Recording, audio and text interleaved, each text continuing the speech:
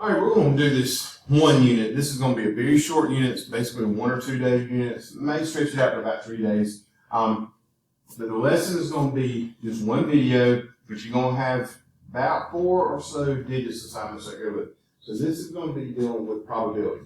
And it says 7th grade math, but this covers 7th and 8th grade for what you need it for digits and for your curriculum. So we're going to first of all talk about 2 types of probability. We're going to talk about theoretical and experimental probability. So first thing I need you to do is, if you will copy down this essential question: how do you measure the probability of an event? So our essential question is, how do you measure the probability of an event? And as you're going through this video, please pause it if you need to give you more time to copy stuff down. Raise your hand, ask questions. Probability refers to the chance or likelihood of something happening. For instance, you've probably heard, what is the probability of winning the lottery? What's the probability of it going to snow? What's the probability of it going to rain? Probability exists between 2 numbers. Those 2 numbers it falls between is 0 and 1. So I do need you to copy this down. You have probably heard the phrase, you have a 0 chance in passing the 7th grade, or something to that effect. If you have a 0 chance of something happening, it's not going to happen. Probability exists between 0 and 1. So 0 means it's not going to happen. 0 means 0% chance. 1, on the other hand, means it's going to happen. It refers to something being 100%. Halfway in between would be 0.5. 0.5 is the same as 50%. So 0 represents 0%, 1 represents 100%, and in between 0.5 represents 50%. So probability exists between the 2 numbers of 0 and 1.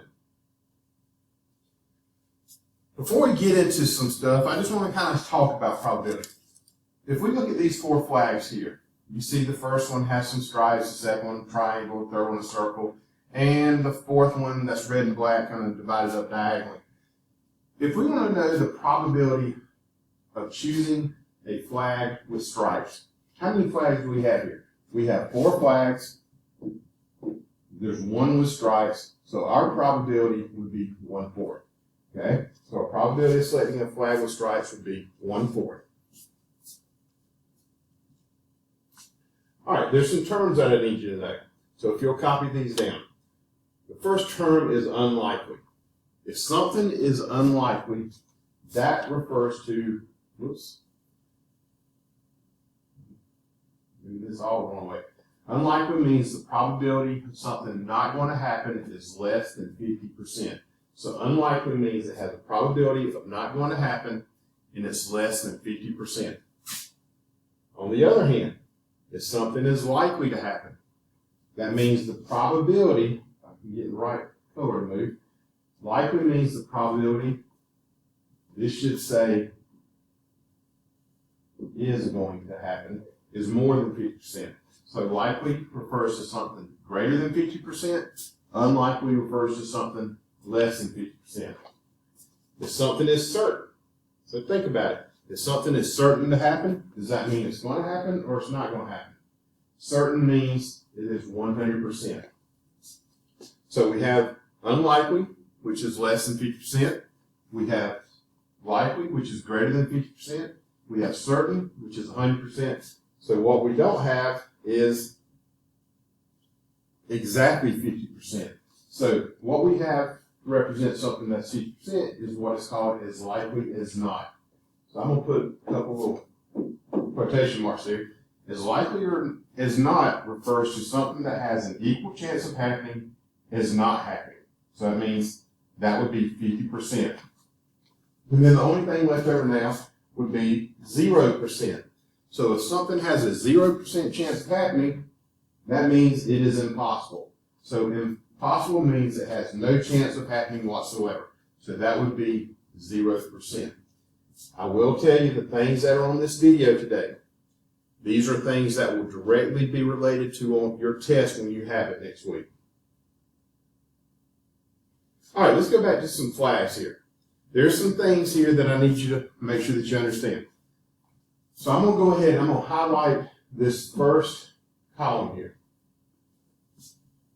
Okay, so if we want to know the probability of a flag with stripes, probability exists with fractions, decimals, and percents. So whenever we're dealing with probability, it can be written as a fraction, a decimal, and as a percent.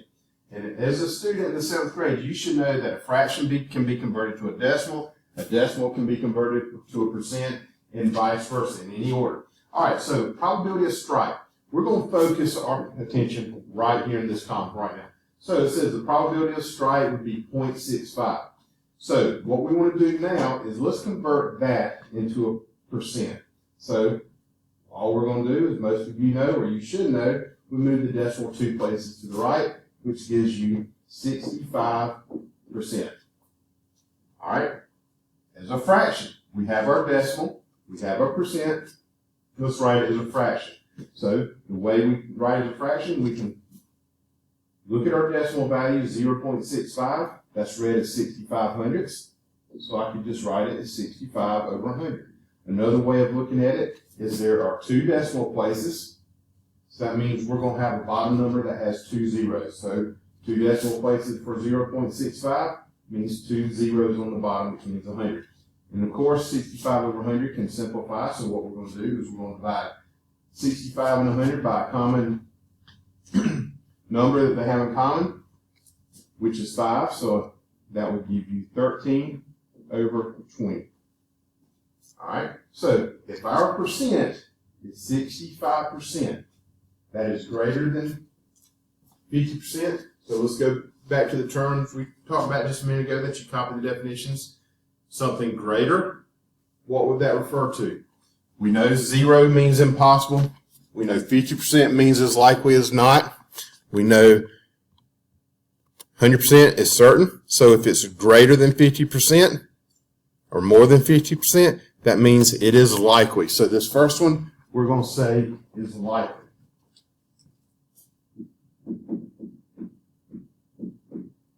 Of course, my board would mess up. So let me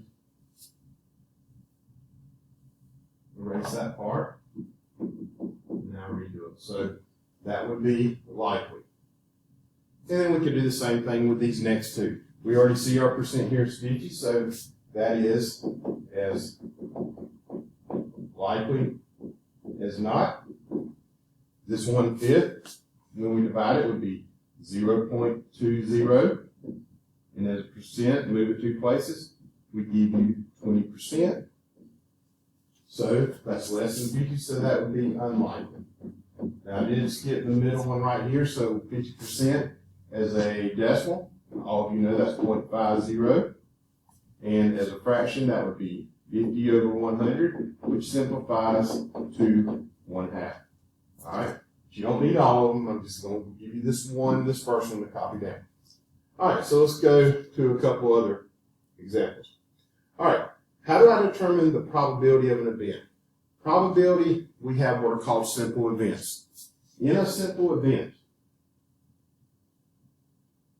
we have what are called outcomes. An outcome is any number or any one of the possible results of an action. An action would be like flipping a coin, rolling a die, pulling a marble out of a bag of marbles. So your action is what you're actually doing. The result is the outcome. Now the actual phrase simple event is when you have one outcome. When you flip a coin, it lands on heads or it lands on tails. That is one outcome, either heads or tails. Probability, as I said a little while ago on the previous screen, is the chance of an event happening. Then we have what is called random. Random is when an event occurs by chance. In our example here is a die number 1 through 6 is tossed. So we roll a die. What is the probability of an even number? All right, so what I want to do here is talk about several things. First of all, I want to mention how we're going to write probability.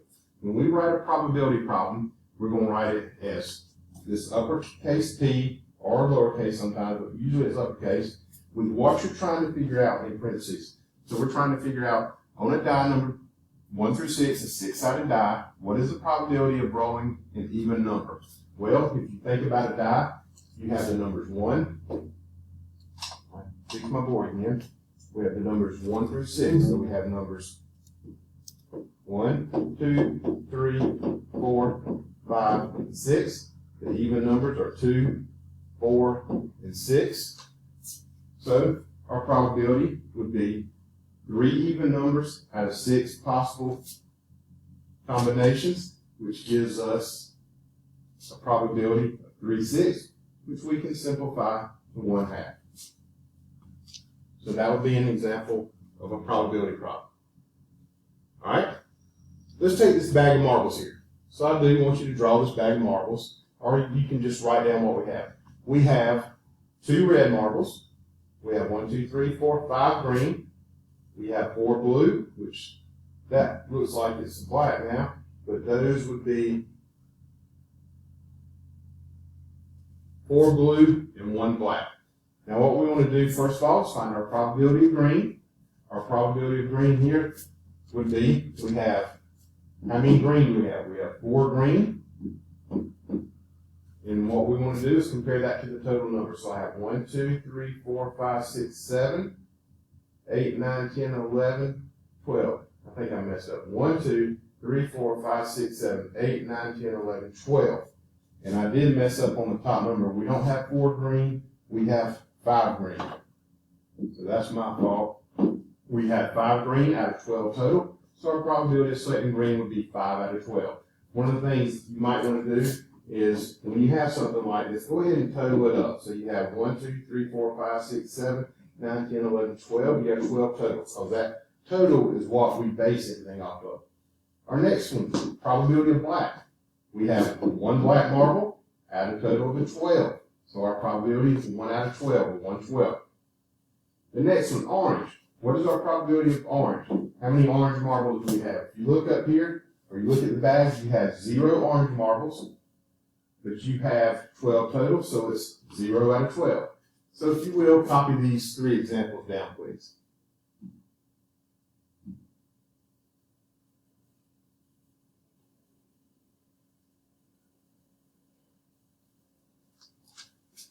All right.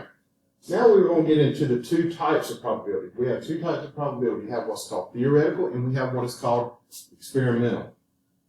We've already talked about outcomes. They're the results. Simple event is when you have one outcome. You don't need to necessarily copy these same phrases again, but I do want you to copy sample space. The sample space is the set of all possible outcomes. So our sample space for a die would be the numbers 1 through 6, because there's 6 sides. For a coin, such as a quarter, it would be a heads and tails. Theoretical probability is what should occur in an experiment without doing the experiment. Experimental probability is what actually occurs when repeating a probability experiment many times. All right, when we find probability, we're going to use this right here. You need to know this. It's the number of ways an event can occur over the total number of outcomes. For instance, that's what we did when we did the example with the marbles in the bag. Figured out how many black compared to the total, how many orange compared to the total, how many green compared to the total. All right, so let's now let you try this. Experimental probability of landing 8 out of 12 jumps. So what do we want? It's the number of times an event occurs. All right, how many times did we get what we wanted? We want to know the probability of landing the jumps. So our probability, our top number is what we want, which is how many jumps landed, which is 8, out of our total number of trials, which is 12. So our probability is 8/12. And we always want to simplify, so that gives you 2/3. So our probability here would be 2/3. And this is fairly simple. It's just looking at everything. And sometimes they can be tricky. All right, this is some information that you may need to know just for some questions. So I just put this up here for you. You can copy that down and apply it, and go back to it, use it as a reference. All right, so I want you to try several of these. I want you to try this one.